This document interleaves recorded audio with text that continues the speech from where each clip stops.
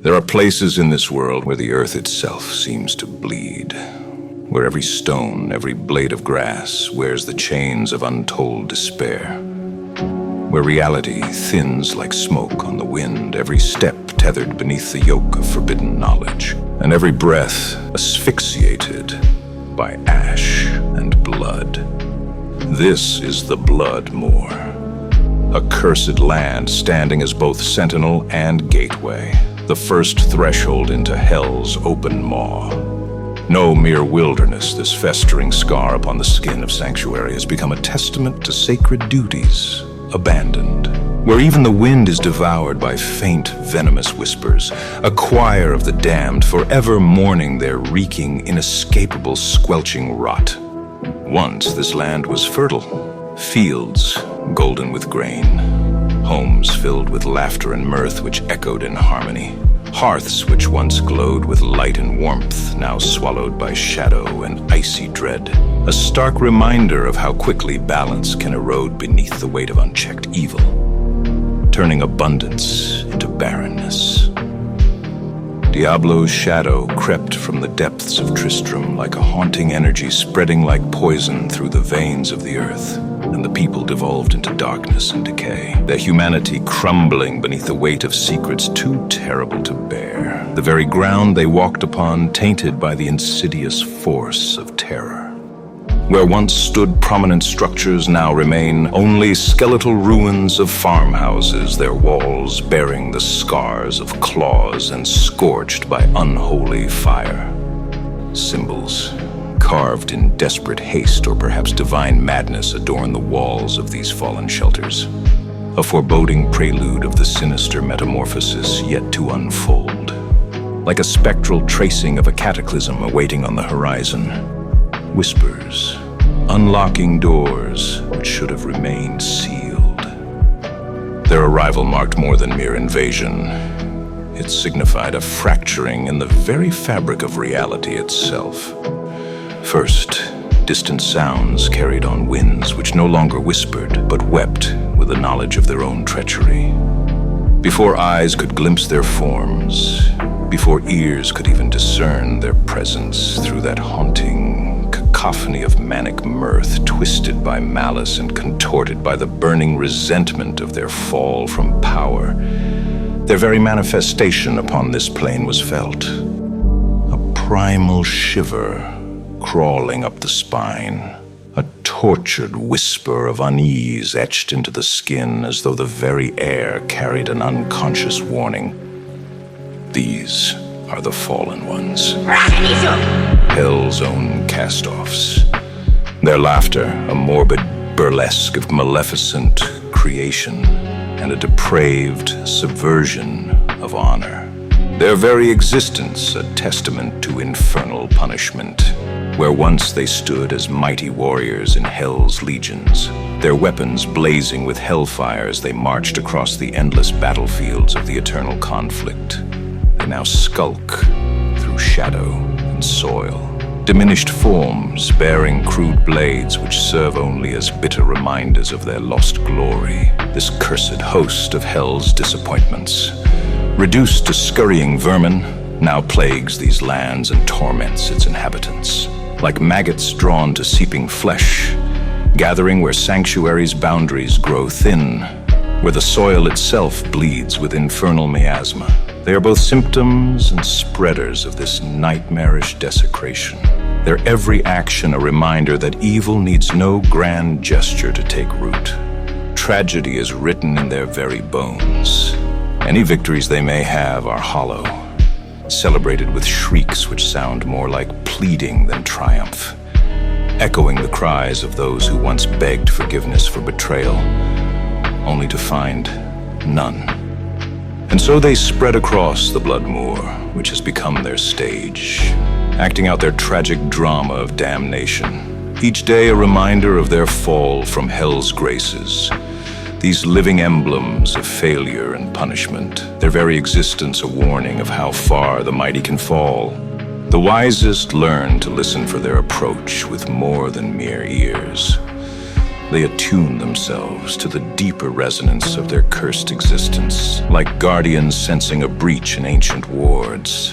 For in their presence, the very air grows heavy with the weight of failure, punishment, and the desperate clawing of the damned to reclaim even the smallest shred of dignity in their eternal exile. Yet the fallen are not alone in their jurisdiction over these cursed fields. Once bound to the earth, the dead now rise, as graves vomit forth their cadaverous harvests. From shallow tombs, which should have remained sealed, to burial plots whose sanctity represented the fulcrum between life and death.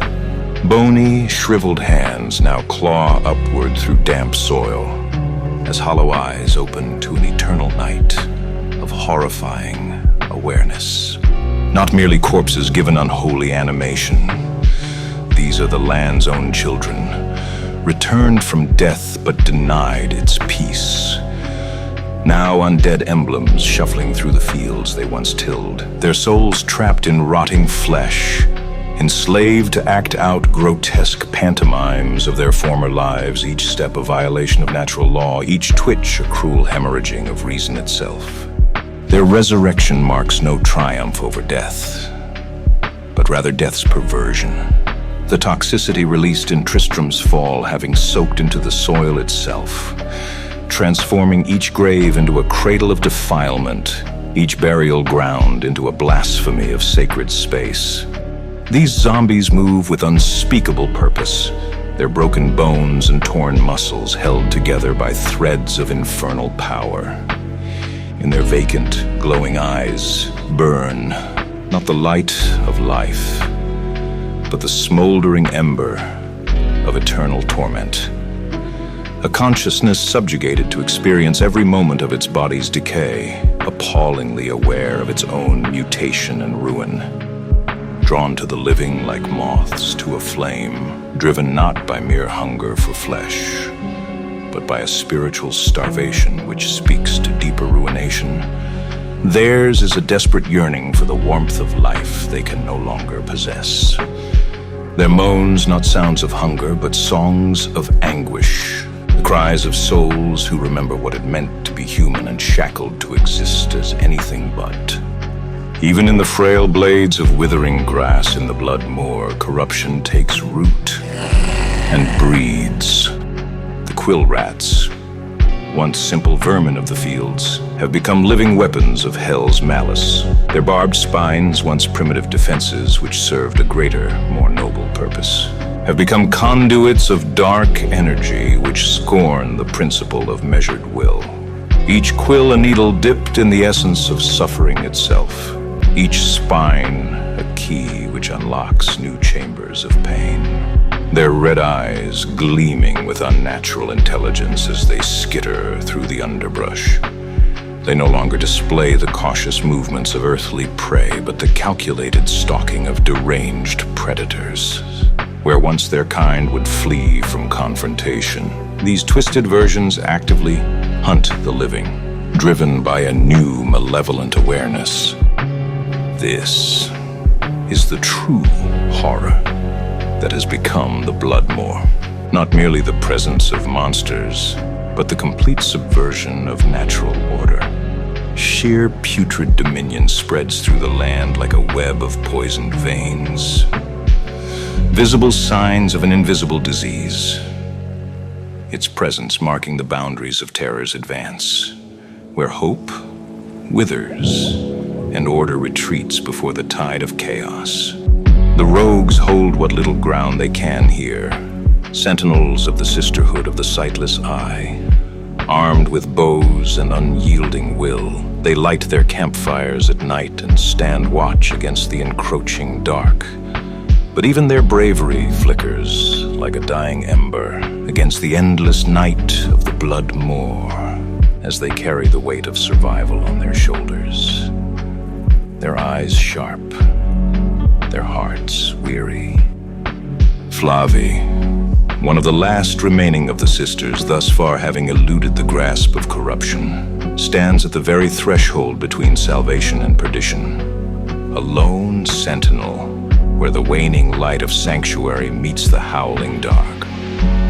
To those who pass her, she is but a weary archer, a scout, warning travelers of the dangers ahead.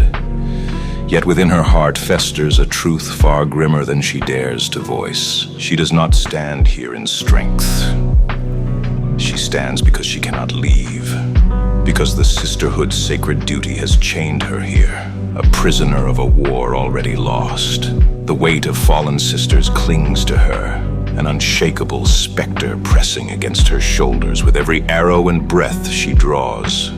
She was there when the monastery fell, when Andariel's corruption poured through its sacred halls like thick, black tar, swallowing her sisters in madness and agony. She has seen the twisted parodies of those she once called kin, their sightless eyes once filled with clarity and wisdom, now empty pits of torment and servitude.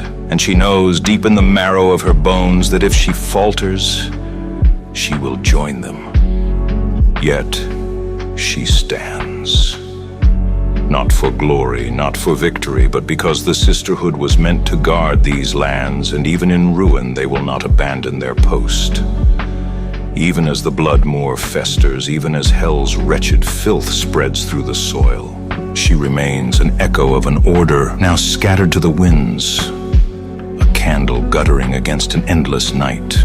But as much as she stands as a lone sentry, she is also a harbinger of an unspoken truth. The corruption that festers here is but a prelude to the horrors ahead. The den of evil, its very name spoken with dread, must be purged, its taint scoured from the land before any dare set foot beyond this cursed expanse. She does not say this as mere advice. She speaks it as a certainty, a warning bound in blood and inevitability.